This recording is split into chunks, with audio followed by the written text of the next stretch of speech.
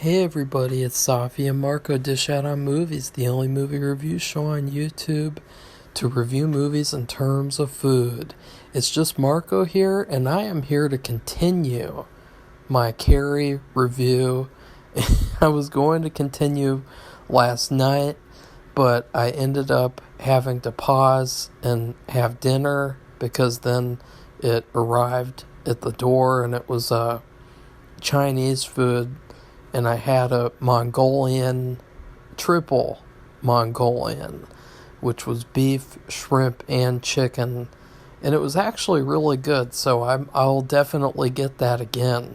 I never had that before, and I really struggle with what to get at Chinese places. I usually just get lo mein or orange chicken, but I felt like trying something different, so I needed to just finish off my thoughts on Carrie and just, do more of a review, because last video really felt like I was really discombobulated doing that review because I did it so late and I did it and I just felt like it was a little bit of a mess.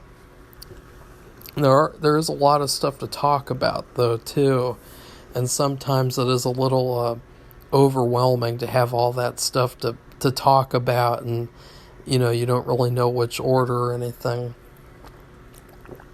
I'm not reading my stuff off of a teleprompter like other certain YouTubers that I won't name. So anyways, we've already really talked about a lot of stuff, but let's just focus on the first half, because the first half was really, it could have been pretty good, even though they didn't really focus on this main character, Carrie.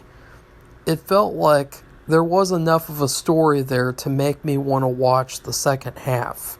It was pretty tight the way that you'd have one scene with him, with Mr. Hurstwood and her, one scene with Mr. Druitt and her, and they just go back and forth and back and forth.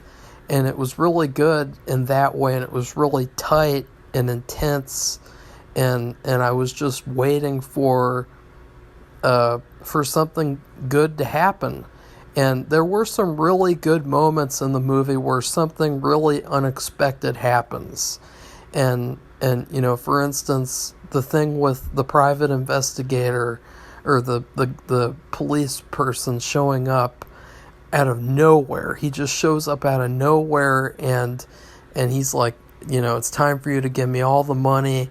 And the way that guy acted too, he was so cold but so nice at the same time. And he was like, the reason why the people considered it stealing, it's because you didn't put up any collateral. And Mr. Hurstwood, he didn't have any collateral to put up at all in any way. And so he said stuff like that, and it was just really like, it was hard. It reminded me a little bit of Californication, some of the uncomfortable interactions that would happen. So there were some really good parts where like this unexpected thing, just this quick 3-second thing would happen, and you're like, oh shit, that completely is going to change everything up now. And then the injury in the beginning, and that the safe locking, and so those were some cool moments that made you want to see what would happen. On a scale of like 1 to 10 in terms of Hitchcock being 10 and number 1 being, I don't know, probably like David Fincher. He's really bland. This was like a 6 out of 10. It had that, whenever something in a movie or show that uncomfortable or unexpected happens, you want to have a feeling that you're going to get a stomach ache. And the way that you can gauge if it's really good is if you have a really bad stomach ache. And that's the anxiety. And there are a couple of those moments where you do kind of get a little bit of a feeling like that, like you're uncomfortable. another thing is this movie was very reminiscent to Duel in the Sun. You know, if you remember, I said the same things about Duel in the Sun. I said that the main character, she's trash. Well, I mean, I love the actress. I loved her performance. I hated the character. I hated the character in this movie too. I mean, she came to the city looking for who knows what, to do who knows what, and she basically just sat around the whole movie while other guys paid for her to have sex with them. Like, she was basically a prostitute. Like, all she had to do was stand on the street corner to wait for Mr. Hurstwood or Mr. Druitt to come bring her whatever, and you could just literally call her a prostitute. That's what I didn't like about this character, was that she felt very unempowered. And I know that sounds like kind of an SJW thing to say, but it really did bother me, and I felt like the movie could have been a lot better in terms of that in the second half. And I felt like the second half was so one-dimensional, and it was so one-sided and just not interesting compared to that first half. And it was the same thing with Duel in the Sun, where that movie started off with this girl going to a new place. You have a good guy, a nice guy, and then you have a bad guy. And it's like, who's going to win her over? Who is going to make her fall in love with them? And then in the second half, of course, just like in Duel in the Sun, the good guy is out of the picture. And it's just her and the bad guy. And, you know, well, in Duel in the Sun, it was more complicated and pretty messed up. And then at the end, of course, she's madly in love with the bad guy. And just, oh, she loves the bad guy. And, you know, and it's like, ugh. Okay, that's what I have to say. Ugh. Because in the second half, both of them are pretty trash. I mean, he can't really do anything though. Like he can't do anything because everyone knows about him stealing the money. So he basically just walks around for no reason. Like, he's kind of like a scab. He does that sort of thing a little bit. That doesn't work out very well. The one thing that I'll say, too, that really bothered me with Mr. Hurstwood is that they never really talked about if he was good at his job, at owning his restaurant.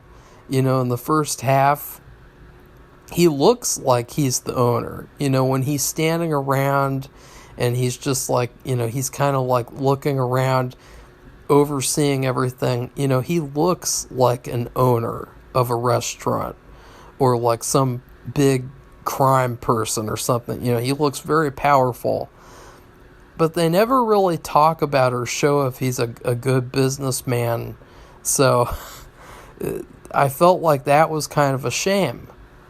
You know, in the second half, I think the only thing that we ever see with his business practicing is that he's pouring all this alcohol for this guy at a table, and the guy tells him to stop, as if he's like pouring too much. And that's another thing too, is that they kind of hinted at in the beginning of the film that he had some sort of an alcohol problem, because they showed him at home and he was handing everyone alcohol, and he was kind of treating, you know, they talked about it in the dialogue that he treats home like it's a bar as well. And so that really never comes into play at all. And I was really shocked about that, because you'd think that him owning the restaurant, and he's always in that bar area, and they had all this emphasis on it in the first half, you'd think that it would come into play somewhere. But it never does. It just becomes about this cringeworthy, like, oh, you should sympathize with these people, melodrama thing. And it was unfortunate because the acting was really, really good. And the acting was way too good for this weak, lame, censored script. You know, Jennifer's performance was fantastic. And I saw that people at the time of the movie, they said she wasn't any good, which is terrible because she was. So she wasn't getting the right feedback. And the reason why I say that she was good was because you could tell in the movie that she was acting for the movie. Like, she was adjusting her acting to fit this overdramatic story. And you really have to admire the fact that she didn't pull back and give like some boring, straightforward performance. She went really over the top to the point of being almost comical. And I really thought that, you know, she was effective in this role. And I felt like, you know, even though this movie is easily the worst out of the 3 movies that I've seen of hers, her performance was still an A+. And then the guy who played Mr. Druitt, it's so funny how he got the short end of the stick in both the movie and the book. I almost think in the movie it's worse because they take away the credit of him helping her become an actress. And you have to wonder why they did that, you know. I really think that in the same way that nowadays they have like this anti-men bias in movies, or they, you know, they really love like simps like this character to a cartoonish extent, and they love effeminate men and men who, you know, have no sort of, or if they are strong men, they always have to be berated by the female characters, and that's a rule. And, you know, everything they do is scrutinized, and then everything the female characters do is always like just they can do whatever they want because they're women. They're strong women. I feel like back then it was the opposite, and you had a very anti-nice guy bias. And I felt, especially in this movie, that you saw that. You know, you saw the fact that they took that main thing. I mean, I couldn't believe that I read that in the book, that he helps her become an actress, which is, you know, that's the whole point of the book, is that she becomes a famous actress and she's still unhappy and she's still unfulfilled in life, whereas at the beginning of the book she's poor and she's unfulfilled with life. And so it's showing, you know, what does it take to fulfill one's life. It doesn't have to do with money or with you know, work or anything like that. So I felt like taking that whole thing that he did away was a terrible, terrible decision, because that's another really glaring issue with the movie, is that fucking Mr. Druitt, he disappears for like the whole second half of the movie. And when he came in at the end, I felt like I'm glad to see him again. Like, I thought the movie was just gonna be all about, you know, Laurence Olivier and his sad face, his sad fucking Puss in Boots crybaby face. And that's another thing.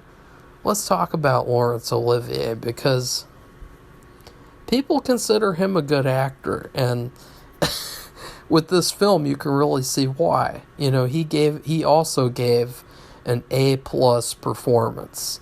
You know, even though the second half of this movie was trash, I loved his performance, and it was actually the only thing that was good about the second half was, you know, the acting between her and him. And something that was funny, though, that I noticed was that the whole movie, he just had the same face. Like, if you look in the picture that I showed you, on the profile and the thumbnail, and then the picture over this video, he always makes the same face the whole movie. He has like kind of like this sad face, like his everything in his face is different except for the eyebrows and the eyes. Throughout the whole movie, he has like a sad like look in his eyes. And I just felt like, oh, is that why he's good at acting? Is because he always looks sad? Like, I was like, how is he such a good actor? And I just thought it has to be that he looks sad the entire movie. And so I really feel like with my film that I should look sad the entire movie too. And so I'm gonna be modeling my acting from here on out on this performance in this film, because I feel like if there's anyone who I want to take after, it would be, Laurence Olivier. I mean, honestly. And another thing would be the ending in general was very bizarre, because you saw what they were trying to do in the movie, where they're trying to have this contrast, this parallel, where at the beginning of the movie, he was rich and she was poor, and then at the end, he's poor and she is rich. But it really does not work for me at all, because I don't like these characters, and I don't want these characters to succeed.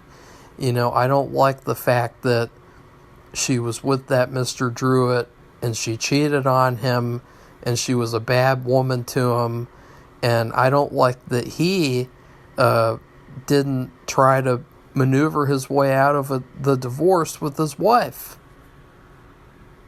And that he just got with her. And then we also found out too that he married her in another state. And so he committed bigamy, which is funny because I thought, you know what you should have named this movie? You should have named it The Bigamist, because that would have been such a better fitting title than calling this movie Carrie, or even Sister Carrie. Like, this movie is really not about Carrie at all. I mean, Carrie is like the weak point of the movie. She constantly flip-flops. She's a weak individual. She's a bad person. That whole thing about, like, oh, poor people are a lot nicer than rich people. Not in this movie. Like, in this movie, she's terrible. And that's another thing, too.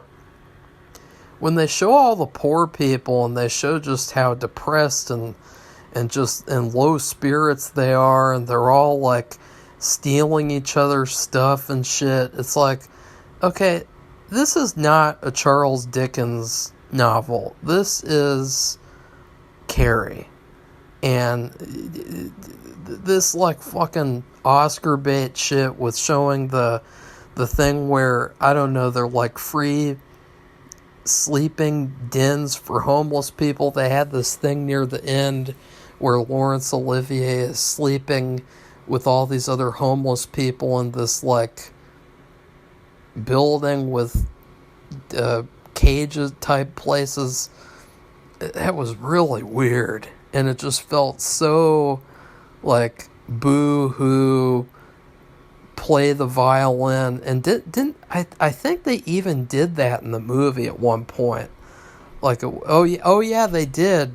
And so, see, here, like, this was how cartoonish it got in the second half.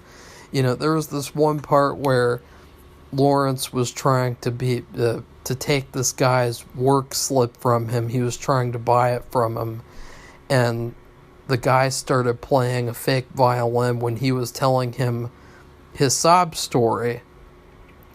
And I felt like, in general, the second half was a lot more mean-spirited than it should have been. and it was a lot less realistic as opposed to just being comical. And it reminded me a lot of those retards who said that the Joker movie was really over-exaggerated. And they said that Arthur Fleck, he didn't have any reason to be depressed. And, that whole thing with him getting bothered all day long and beaten up, like, that's so unrealistic. Like, you want to talk about unrealistic, you need to watch the second half of Carrie. The second half is so cartoonish. It's just like nothing good happens at all in the second half. Nothing good, nothing satisfying, nothing triumphant. And the worst part of it is that you don't want these characters to succeed. And even if you have bad characters in a movie or story, you should still want to see what happens to those characters. And this is one of those movies where you don't like the characters and you don't want to see what happens to them. So that really affects the second half of the story. There's even villains and characters who you love to hate. And for instance, if you ever saw the original Last House on the Left, David Hess from that movie, he did this incredible, I would say it's one of the greatest horror movies ever made, and it's called The House at the Edge of the Park, and it's all about him, and he leads the movie. He stars in this movie as a rapist. He rapes and kills someone in the opening scene of the movie, and he is somehow the most likable person in the whole movie. He's just incredible in that movie, and you want to see what happens to him. You want to follow his character, even though he's pure evil. He's like the devil incarnate. You like that character. I like that character. I didn't like him as a person, but I liked the character. In this, I don't like Mr. Hurstwood or Carrie and their selfish asses. I don't like them. Another thing that I really liked a lot, which I think that this more so has to do with William Wyler than it has to do with the story that was told in the 1900 book. I think that one of the coolest things about this movie is that it felt like watching the little foxes from a different perspective. And if you remember, the little foxes had this character who was like the wife in this movie of Mr. Hurstwood. And then Mr. Hurstwood was kind of like the husband in that movie who, he gets poisoned and dies. And then they also had the thing with their kids, or one of their kids getting married to someone else and everything, and that strained relationship. And so in a really cool way, it felt like I was watching the little foxes from a completely different standpoint and a completely different person that I was following, to where it feels like that these two movies take place in the same universe. And so I wonder if I watched all of William Wyler's movies, if they would all feel like they took place in the same universe. So I thought that was really, really cool. Overall, I think I'm about done. I think I'll do my review now. I would give the movie... So now let's talk about the dinner. The special Jennifer Jones birthday dinner. First off, the beef stroganoff tasted really, really good, but my beef stroganoff was cold. And it was cold because I waited to eat, because I needed to do that little 4-minute video and upload it. And also, my room is extremely cold. And I think you guys know the reason why. It doesn't have anything to do with, like any real logical reason. It has to do with a reason that, you know. So my room is extremely cold, just like how it was at the other place. Extremely, extremely cold. And if you don't eat something in this room within like a couple of minutes, it's gonna get cold. And it's just, I don't really care that. But so the beef stroganoff was cold, still really, really good. And I would say that the beef stroganoff is definitely Mr. Hurstwood, aka Laurence Olivier. And then the apple slaw was really, really tasty, but it felt like there was something off about it, like maybe like the ratio of ingredients. It felt like it was a little acidic. I felt like the apple slaw was Mr. Druitt, because it was still good, and it was still something that it works perfectly with the stroganoff as a counterbalance. Excuse me. And so there was something off about that a little bit. And then for dessert, the sour cream molasses cake was definitely Jennifer Jones herself, because I really liked the idea of the cake, and I really liked some of the tastes in the cake, but the main part of the cake, the cake itself, it had this extremely awful sour flavor. And I don't know if it's from the sour cream in the cake or if it's from the molasses, because I tasted the molasses in the icing on the inside, and it tasted fine. So I really don't know. And then I will say, if you want to make her molasses sour cream cake, the best way to eat it is if you have vanilla ice cream that you can sort of mask the flavor with, that sour taste. It almost tastes like you're tasting a chemical or something. Like, it is so sour, it's ridiculous. And it doesn't start off that way, too. And making the cake was fun, and it turned out very well. So it was nothing wrong with the cooking. It was the flavor. I feel like the ice cream is all the overacting that she does in this movie. The really melodramatic acting, I really feel like masks the terrible character that she played in this movie. And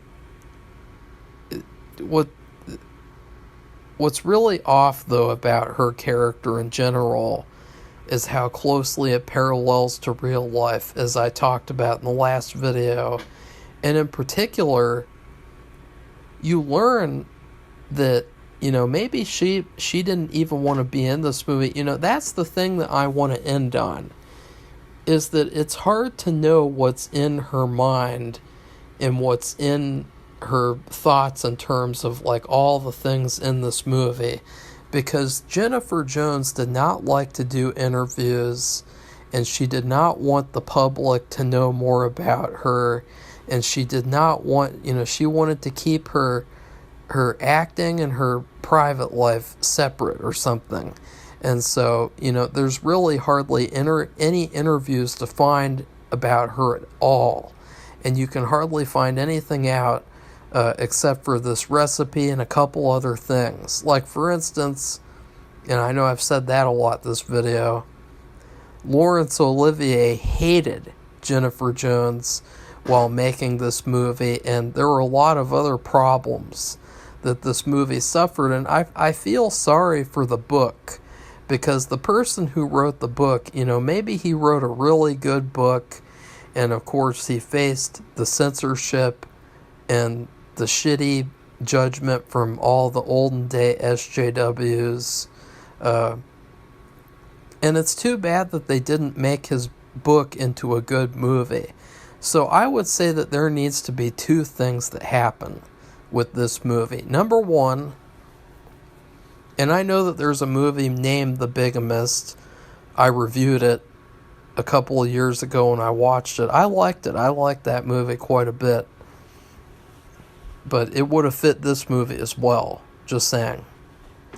Number one, there's not a lot about Jennifer Jones that's known, except for the key tragic, awful events that happened that, you know, they kind of overshadow her entire career.